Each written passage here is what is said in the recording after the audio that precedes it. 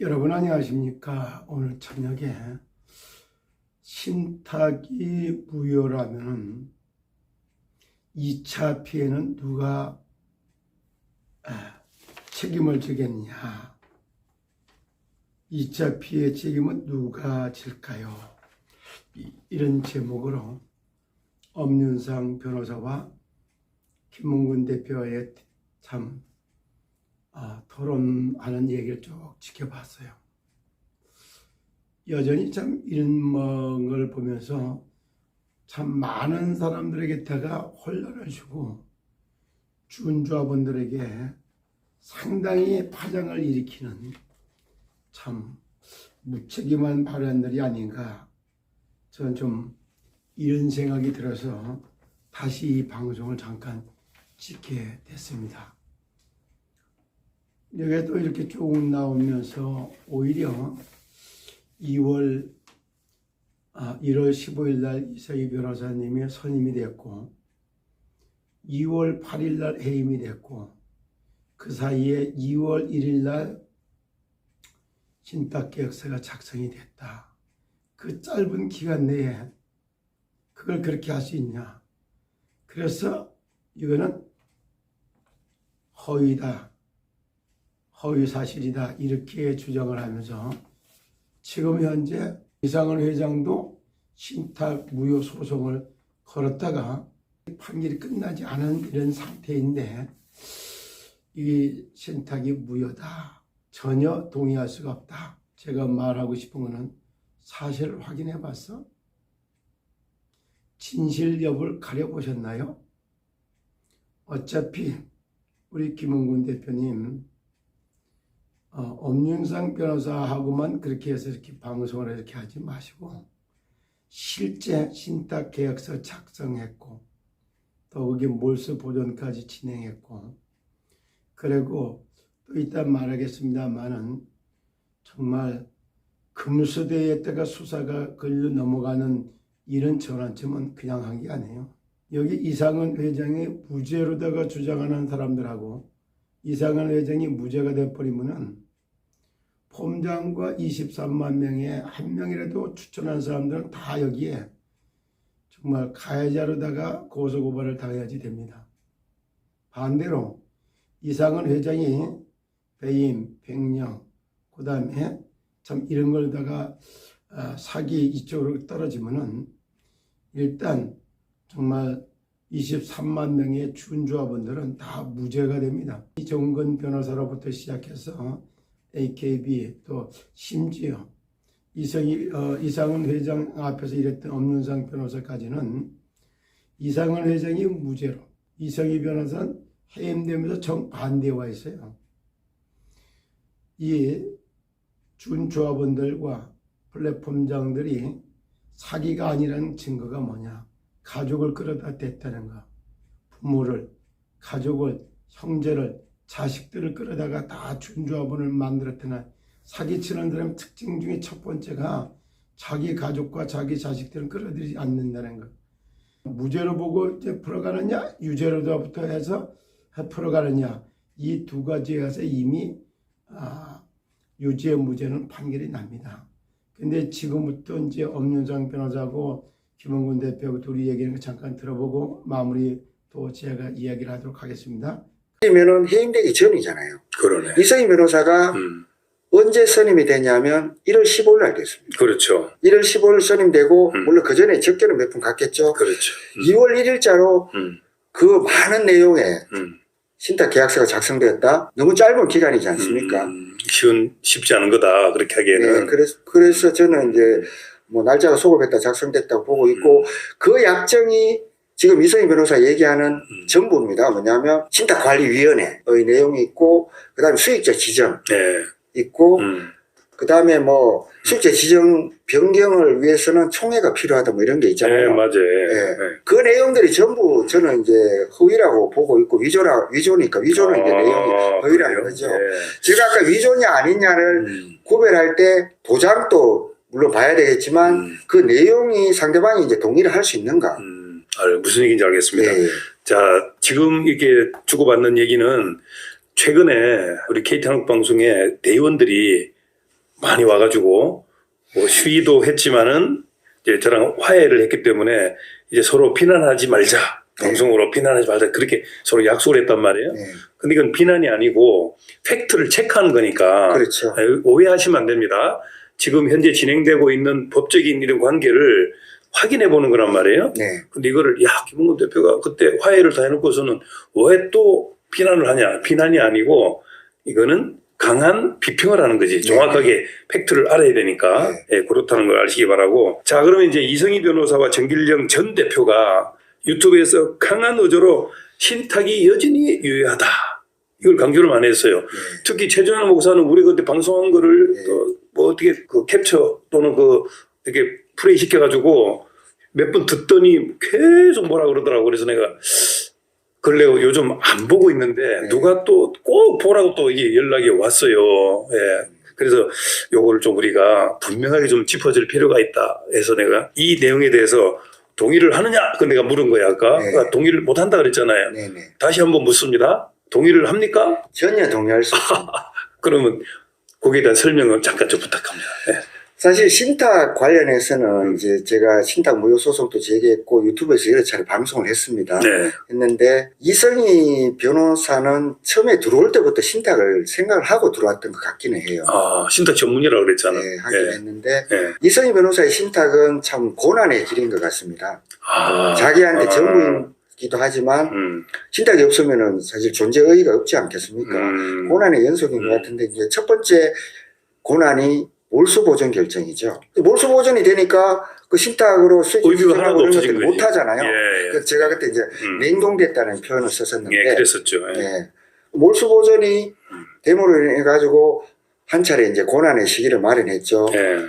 그리고 그 다음에 이제 결정타가 요번에 11월 8일 날 파산입니다. 그래서 이제 파산이 되면은 그 법에 따라서 모든 재산은 파산관계인이 이제 관리를 하도록 되어 있습니다. 네, 파산관제를 좀 무시하는 것 같아요.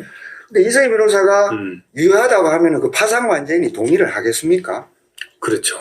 예. 그 근거 중에 하나가 이제 신탁 부동산들의 대부분이 이제 계열사에서 넘어왔다는 그런 근거를 대는 걸로 보이는데 그 또한 맞지 않는 게 뭐냐면은 파산관제인은 우리 채권자들의 재산을 선량한 주의 의무를 가지고 선관 의무를 가지고 관리를 해야 되는데 예. 계열사에서 넘어갔다 하더라도 그 계열사가 그 부동산을 취득하기 전에 그 휴스턴 코리아 네. 회원들의 돈이 대여금 형태로 가서 부동산 취득을 했기 때문에 네. 거기에 대해서 채권이 있잖아요. 네. 그렇기 때문에 파산관제인이 그 신탁에 대해서 동의를 할 수가 없죠. 파산이 됐으면 파산관제인의 역할이 중요하잖아요. 예.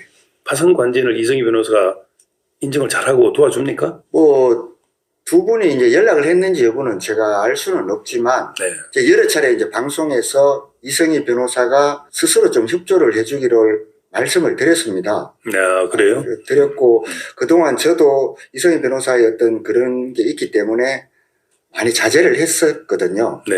근데 며칠 전에 이제 그 보혈 찬양에서의 어조를 보고 네. 이래서는 안 되겠다 싶어서 성탄절에 나왔던 얘기인가요? 예, 그런 것 같습니다. 예. 저도 그 얘기 듣고 깜짝 놀랐어요. 깜짝 놀랐고 예. 뭘 신탁으로 다 받는다고 이런 표현을 쓰더라고. 그게 맞는 말입니까? 말이 안 되죠. 상식적으로 봐도. 예. 파산관제인에게 지금 역할이 넘어갔잖아요. 네. 파산관제인 사무실에서도 이렇게 유튜브 워낙 중요한 지금 사건이지 않겠습니까? 그렇습니다. 유튜브나 이런 것들을 네. 스크린을 하는 것으로 알고 있습니다. 네. 알겠습니다. 자, 그러면 이제 저도 지금 마찬가지지만 우리 엄윤상 변호사도 지금까지 잘 들어보셨습니까? 들어서 아는 거하고 보고 아는 거하고 만나서 아는 거하고 살아봐서 아는 거 이렇게 표현을 자주 했어요. 성탄절 날 참 발표한 내용과 그리고 또 27일 날 사당동에서 저희들이 신탁 회의원으로 선임된 회의를 하는 그 자리에서 있었던 내용을 하나씩 다 점검해 봤어요. 거기에 금수대에서 참 조사하고 12월 13일 날 몰수보전이 추가로 됐고 12월 16일 날 또 추가로 몰수보전이 됐어요. 그 몰수보전 된 것을 판사로부터 직접 천고라고 하는 법인으로다 이렇게 저게 넘어온 겁니다. 이러다 보니까 서류가 여기저기에 있는 것들을 확인되지 않은 이런 상황이에요. 여기에도 또 지금도 파산관제인하고 관계를 놓고 이렇게 얘기하는데 파산관제인은 파산해서 채권 나눠주기 위해서 선택된 사람이고 신탁은 처음부터 회생을 전제로 해서 진행해 오기 때문에 어떤 면으로 보면 정반대서 서로 일을 하고 있는 겁니다. 그리고 이게 파산 선고 11월 8일인데 그 이전에 몰수보전 처리된 거, 또 방판법 결론 이런 것들을 다 앞서서 행했던 이런 내용들이 있기 때문에 지금 이런 거 구체적으로다가 여러분 잘 생각해 보세요. 한 번 판결이 나고 한 번 행정처분이 나면 그게 바꾸기가 쉬워요? 절대 안 바꿔줍니다. 그리고 지금도 파산 선고할 때 항고심을 한 게 진행되고 있어요. 2월 11일 날 가서 항고 파산 선고한 거죠. 이것이 불법 파산 선고한 걸로 뒤집힐 수도 있어요. 근데 이런 거 전혀 생각을 안 하고 계시잖아요. 그리고 방송에 이렇게 얘기를 하니까 봐라 신탁을 무효라고 그러더라. 나는 전혀 동의하지 않는다고 하더라. 이렇게 얘기를 해요. 참 여러 가지를 쳐다보면 우리 엄윤상 변호사님이 참 여러 가지 이렇게 얘기하는 거 제가 잘 듣고 있는데 이분도 어떻게 보면은 참 지금 제 이상은 회장이 사실적으로다가 그 심부름하다가 이 판결이 뒤집어질 때마다 본인이 진짜 범죄 사실을 도와주는 이런 결과에 대한 책임도 여기 소재가 남아 있을 수가 있고 또 하나 본인이 여기 시더스 인베스터라고 해가지고 부동산 회사의 대표이사를 맡을 때는 본인 자신도 변호사협회에다가 신고도 하고 여기도 해야 되는 이런 적법 절차도 있는 겁니다. 그것뿐만이 아니에요. 사실적으로다가 확인도 안 된 걸 갖다가 확정적으로 얘기해 보면 변호사라고 해가지고 허위사실 공표라든가 이런 데 면죄부를 받을 수 있는 이런 건 아닐 건데 차마 진짜 참 면죄부를 받은 꼭 국회의원들이 아니면 말고식으로 얘기하는 것 같이 이렇게 말을 함으로써 여전히 신탁은 무효다. 그리고 신탁을 했던 이성희 변호사는 사기꾼이다. 이런 뉘앙스를 놓고 이렇게 얘기하는 이런 게 못해 참 여러 가지로 많은 안타까움이 남습니다. 오늘 저녁에도 이걸 방송을 봤던 여러분들 앞에 분명히 제가 말씀드릴게요. 신탁이 무효가 된다? 글쎄요. 천지가 개벽이 일어나기 전에는 그렇게 될 일이 없다라고 저는 봅니다. 2월 11일 날 넘어가서 정말로 파산 선고한 것이 그것이 어떻게 될 건가 2월 11일 지나고 나서 이제 한 번 더 하고 난 다음에 이제 3월 달 가겠죠. 이런 식으로 법률적인 것도 다 확정과 되지 않았는데 이런 말을 너무 확실하게 이렇게 얘기를 함으로써 많은 사람들에게 혼란을 가져다 와요. 그러니까 오늘 이 얘기 첫 KTN을 통해서 엄영상 변호사가 했던 말도 제가 볼 때는 맞는 말이라고 동의를 할 수가 없어요. 제가 볼 때는 전혀 좀 신탁 계약서도 안 받고 정말 포괄적 승계 그것도 안 받고 그것뿐만이 아니야. 몰수보전을 한 것도 지금 사실적으로 내가 이렇게 했던 거 하나하나서부터 이런 것이 전부 다 사실 증거를 보지 않고 하기 때문에 이런 결과가 초래되는다는 사실을 분명히 말씀드리고 싶어요. 이 말이 진짜 애타게 제발 좀 사실 확인 좀 하시고 진실 여부를 가려서 이렇게 방송에 임해줬으면 좋겠다 이렇게 말씀을 드리겠습니다. 그러나 신탁은 절대 도산분리 원칙이라고 하는 그거를 또다시 한번 강조하겠습니다. 하남 땅에 대해서도 신탁의 그 국세에 대해서 면죄부를 줬던 증거 자료를 가지고 있어요. 그리고 포괄적 생계 뭐 이걸로부터 시작을 해서 참 여기 파산 관제인이 이성희 변호사님 앞에 첩주하는 공문도 보내서 와 있어요. 그러나 그걸 알려줄 만한 이유도 없고 알려줘야 될 의무도 없는 이런 사항들이에요.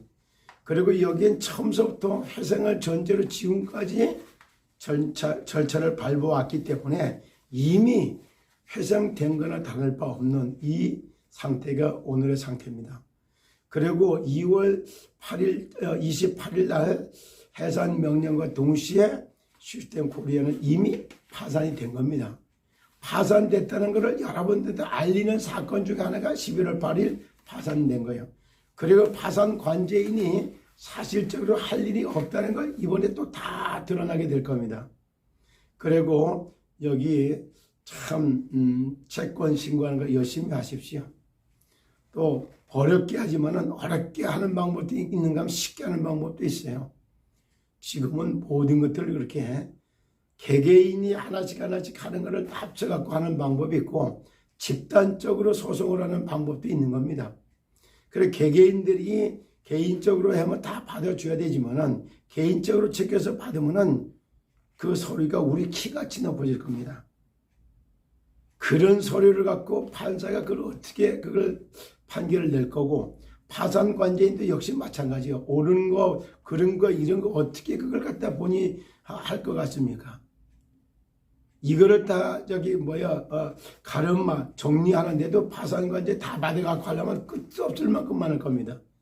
그러나 파산 관제인이 할 수 있는 만큼 해보시고 그 다음에 앱을 통해 갖고 전산을 통해 갖고 해서 뭐 단번에 5만 명, 6만 명 막 이렇게 했을 때 이거하고 어떤 결과가 초래될 것인가를 앞으로 자세하게 관찰해 보시고 확인해 보시기를 정말 당부드립니다. 오늘 저녁도 사실 확인, 진실 여부를 가려보지 않는 이런 걸 보면서 씁쓸한 마음으로 방송 한번 했습니다. 여러분 걱정하지 마시고 편안한 밤 되십시오. 감사합니다.